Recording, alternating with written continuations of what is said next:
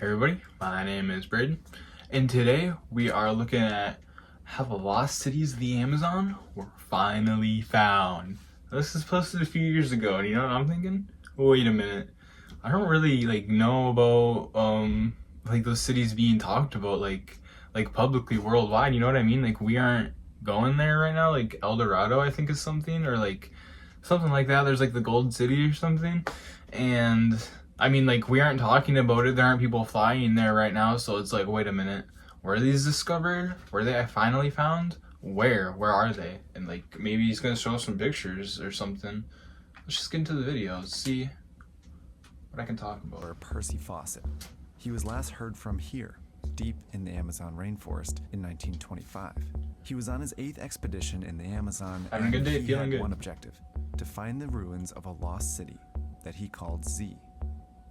The idea was based on rumors that had circulated for centuries, that there was once large cities filled with people deep in the Amazon.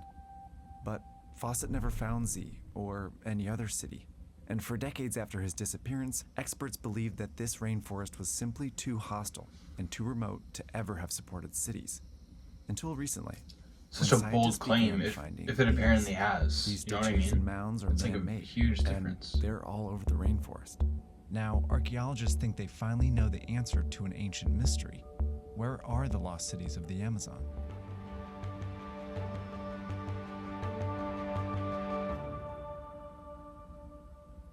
Here was the capital of the Empire of the Incas, Cusco. Many fine, massive walls built by the ancient inhabitants centuries before the Spaniards came still stand. In the 16th century, European colonizers poured into Central and South America, bringing with them soldiers, disease, and plans to conquer it. They encountered many groups of indigenous people, some of whom had long ago built huge cities, like Tenochtitlan, founded by the Mexica people around 1325 AD, and Cusco, founded by the Incas around 1200 AD. These cities were constructed with stone and featured well-planned roads and neighborhoods. The Europeans took over both of them, and by the middle of the 16th century, we're hearing rumors of another city where A great lord goes about continually covered in gold dust and washes it away at night. Those rumors eventually became the legend That's of hard El as Dorado, hell. a city made of gold hidden in the Amazon rainforest. These Probably impressive look cities made magnificent or golden something. cities seem He probably plausible. looks stupid as So hell, many I think. Europeans In my set off in search opinion, of of the El king. Dorado. No, But I mean, most ended with starvation, disease, and death. No one found a golden city, but they did record signs that one could exist. Spanish explorers claimed to see Cities that glistened in white. Great quantities of maize A and town oats. of disproportionate size. and a chief with gold idols and Very other large riches. towns, to such an extent that they were astounded. explorations continued over the next 200 years or so, but by the 19th century, the legend of El Dorado had been dismissed as a myth. it wasn't until the early 20th century that these reports inspired a British explorer to revive the search. For 2 decades, Fawcett scoured the Amazon for remnants of an ancient city, focusing on 2 areas: the western Amazon in Bolivia and the southern Amazon in Brazil. But he couldn't find any of the things the early European explorers observed. He met indigenous people but described them in his letters as living in small groups and simple villages. And he didn't find any sign of stone ruins. This seemed to support what had become near consensus among experts at the time, that this rainforest was too inhospitable to support large, complex societies, let alone cities. Modern research estimates that around Fawcett's time, only a couple 100,000 people lived in the entire Amazon rainforest. More racist theories at the time held that these indigenous people were too unsophisticated to build cities. And others Damn, pointed to the Amazon that's pretty soil, fucked up, which not gonna appeared to be lie. too infertile to support necessary large-scale agriculture. Archaeologists Fawcett was really determined to disrupt a prove lot of his history existence. with And in the final letter with the to way his they wife, just instate Fawcett things assured her and by make it up. writing, You know what I "You mean? need have no fear of any There's failure." just a Then he left his camp and was never seen again. lot of respect for them, though. The honest ones. For the next several Ob- decades, obvious. the Amazon was believed to have always been relatively empty. But it turns out Fawcett was looking in the right place, just for the wrong thing. One clue Fawcett missed was in the soil.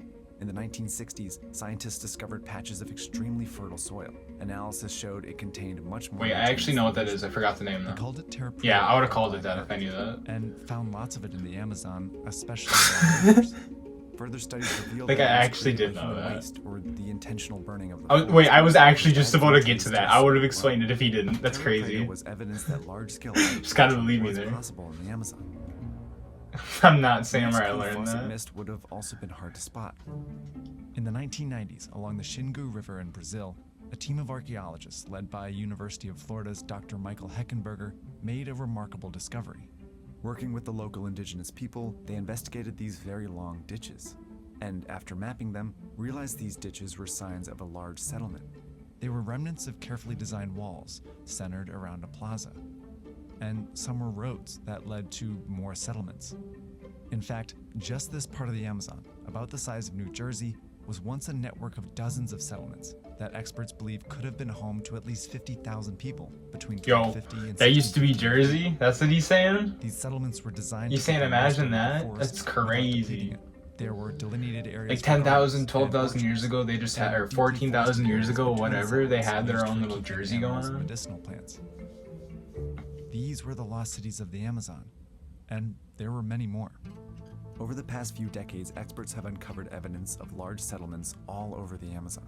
A network of trenches here date back to 200 to 1200 AD and suggest settlements that could have supported 60,000 people, which is much bigger than many European cities at that time.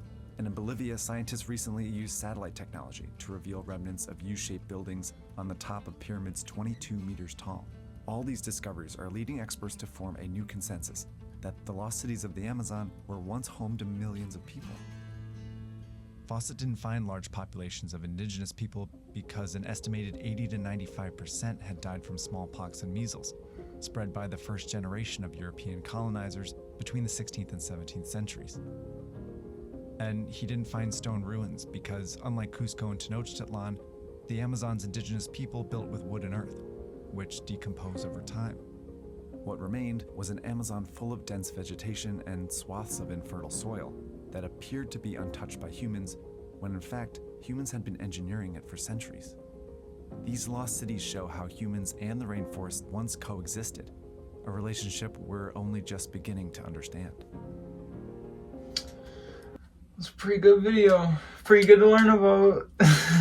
And it's just like did we find one of those places was El Dorado? And like I don't even care about that one specifically, but it's just like maybe we could still find it. And like what if there's still people there? It's kind of what I want to know. But not even that. Like we could maybe find a book or anything just to know. What, like you feel, you get it, you understand. History's pretty interesting. That's why there's like classes on it and stuff, and like so we know not to repeat the past because yeah, like why are we just finding this all out now? You know what I mean? It's like it's existed since this, he said the 1700s, and we're just relearning about it now. It's almost like it's been buried, to be honest. Hope everybody has a nice day or night, and you're loving who you should, and you're eating good. Thanks for watching.